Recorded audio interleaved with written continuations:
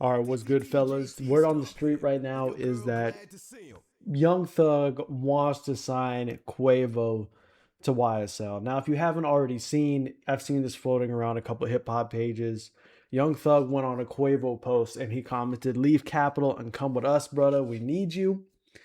Now, a lot of people are like, "Oh my gosh, Young Thug's trying to sign Quavo. Young Thug's trying to sign Quavo." And here's the truth about this. I think Thug is half serious, half joking. Would Thug love for Quavo to come sign to his label? Of course, of course. Just like every team was trying to get LeBron. Nobody's going to hurt from getting Quavo on their label, right? Now, is this going to happen? And this is why I think Thug is only half serious, okay? Thug knows there's no way in hell Quavo is going to come sign to him. It's just not going to happen.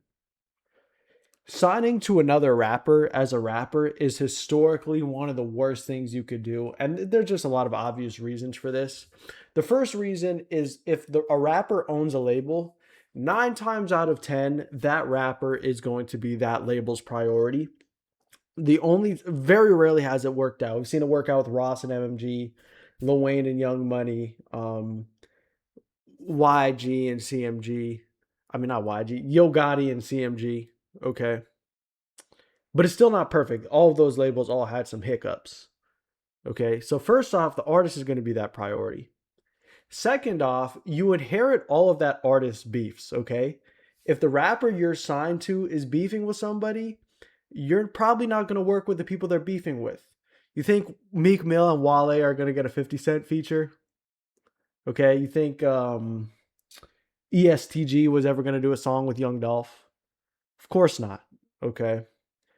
So those two reasons alone, not being the priority and then inheriting all the beefs, and I'm sure there's a bunch of other politics, not a good idea. And historically, it doesn't work.